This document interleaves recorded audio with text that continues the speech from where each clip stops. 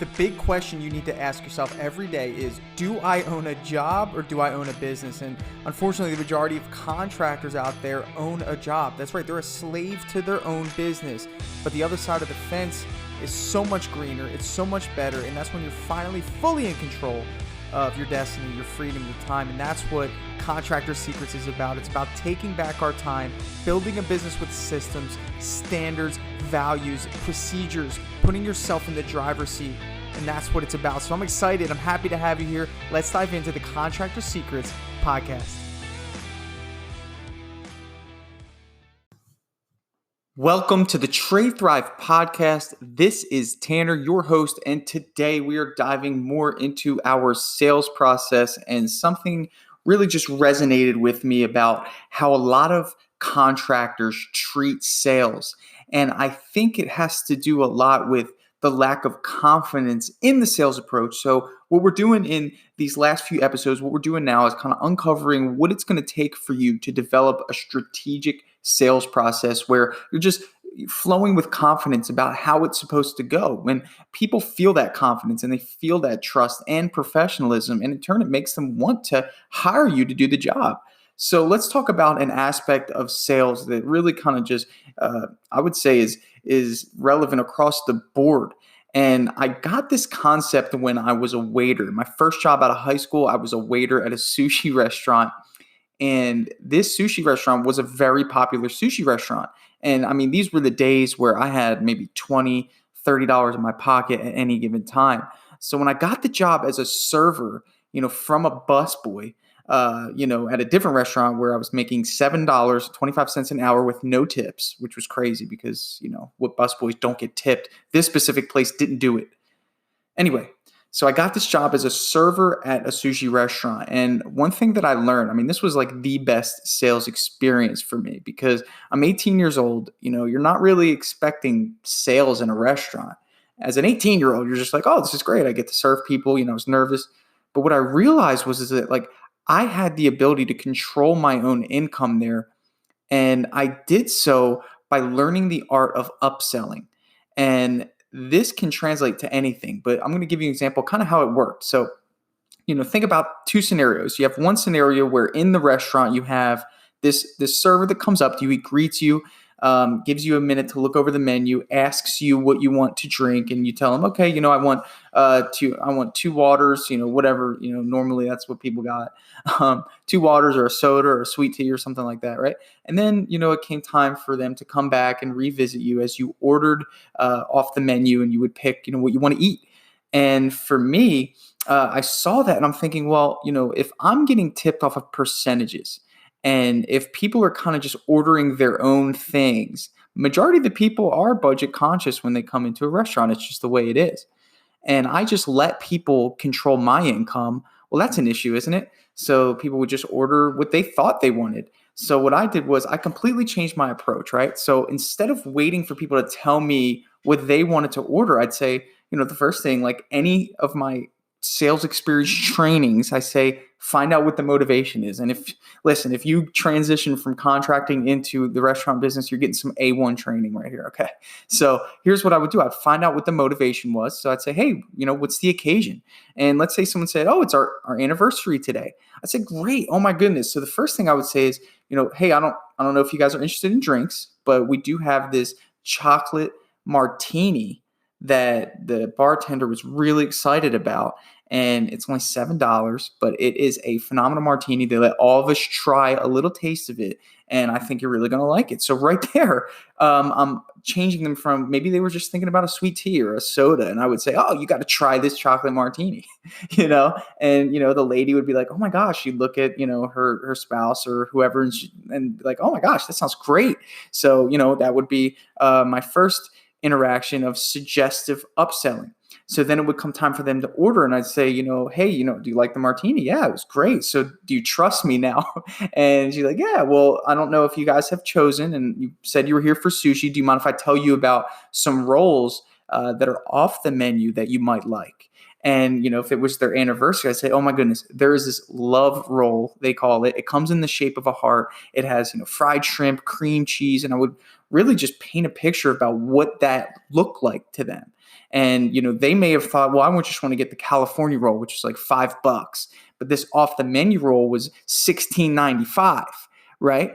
And I would change the dynamic of the way these people dined and create an experience and upsell and be suggestive. And, I could have, obviously made them have kind of like an average night, but my suggestive upselling gave them an above average night. They had a drink they never tried. They had a sushi roll that, it was an exclusive roll that was a love roll on our anniversary. I mean, this is something that you're creating, and that's an experience, right?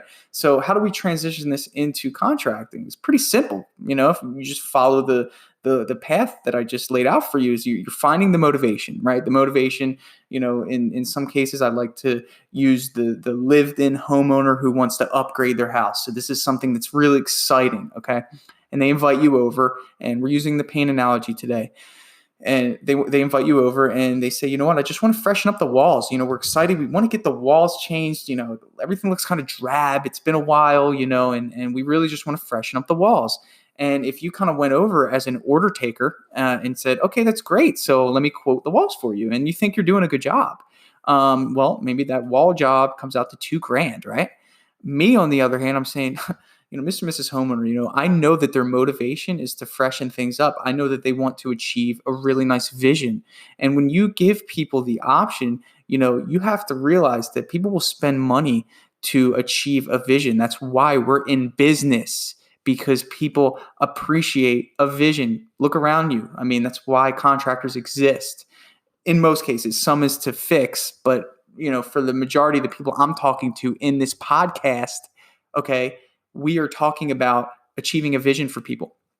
So I come in and I say, oh, well, I know you want the walls done, but, if you did these baseboards and door frames, the walls would it would just pop.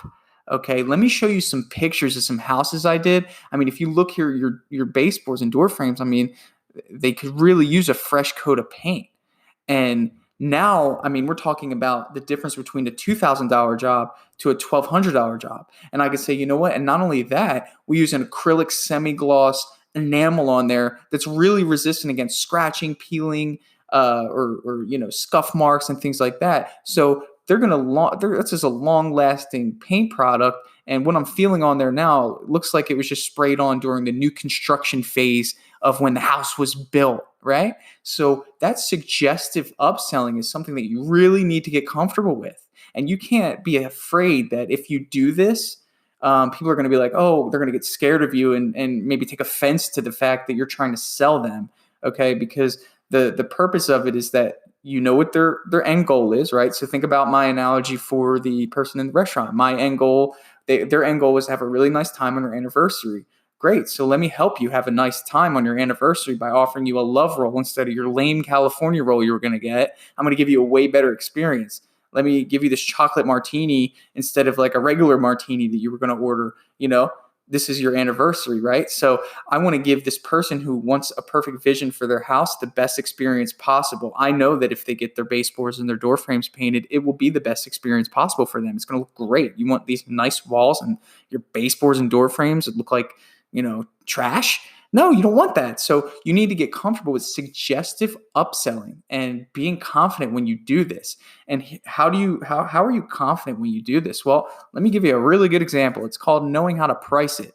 And I think there's a lot of contractors out there that have no clue what to charge in terms of menu-based pricing. And that's why you guys who follow me, that I'm huge about menu-based pricing, is because I can upsell without stressing out if whether or not I'm going to be losing jobs. And if you don't have the calculator to help you do this, painters out there, if you don't have the calculator, it's free at sellpaintjobs.com. And what that'll do is help you develop menu-based pricing.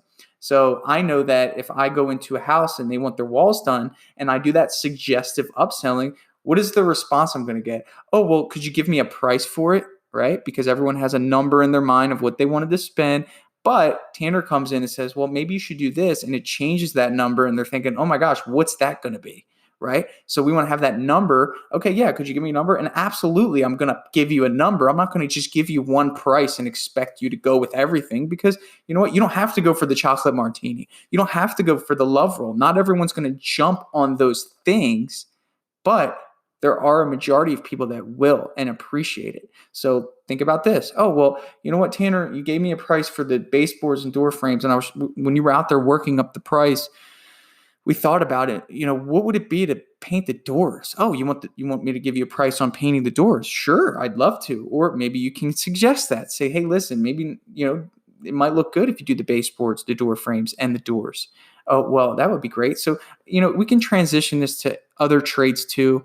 A lot of you guys know that I'm venturing into helping other trades because a lot of these principles are consistent. It doesn't matter what you're selling. I just gave you a restaurant analogy and we're bridging it into contracting and it works, right? So think about a flooring contractor. A flooring contractor comes in, they just want to get new vinyl flooring. Okay, great. I'm looking at your baseboards and you can either get quarter round around your baseboards, which always looks kind of tacky, or we can remove your baseboards, put 5 1/4 baseboard on top of the vinyl.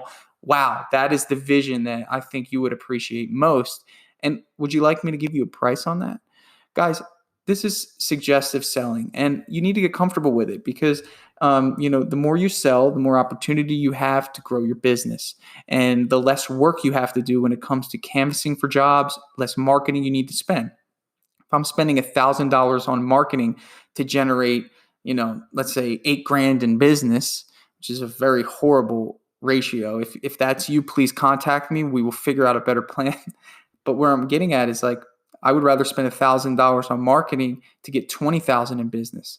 And here's another quick analogy for you to help bring this point home. If you have an average ticket size, and if you're listening to this, you need to know what your average ticket size is. Okay, you need to be calculating what that is, averaging it out, knowing what your average is. So if you have an average ticket size of $2,000 for your projects, and let's say you do 100 jobs, right? So now you're grossing 200,000 for the year, and let's say you add $500, right? So let's say you add $500 to every single job. Now your average ticket size goes from $2,000 to $2,500. That's an extra $50,000 in gross revenue just by $500 worth of extra work that you are intentionally trying to sell. Every house I go to, I'm looking for something to add on to what they thought they wanted. And if you do that for every single one, the average is automatically going to go up. So this is Tanner with Trade Thrive, guys. I appreciate you coming here, listening to this. I hope you appreciate some of my advice, some of my coaching. If you haven't already done so, I go over a lot of this in the Painting Business Sales Academy. You can find that at sellpaintjobs.com/PBSA. That's short for Painting Business Sales Academy.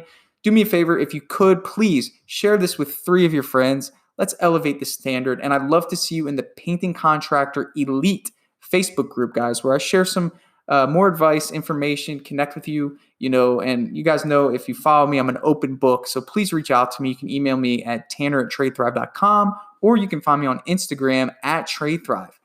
I appreciate you guys listening. This was Suggestive Upselling, and I look forward to sharing more sales tips, advice, and marketing principles here in the Trade Thrive podcast. Hey, I just want to take a second to thank you for joining me here on the Contractor Secrets podcast. I'm just going to take this opportunity to let you know that my passion is coaching people, helping people. I've changed my Instagram name to @contractorcoach. And I did that because that is my passion. I want to help you. So please reach out to me.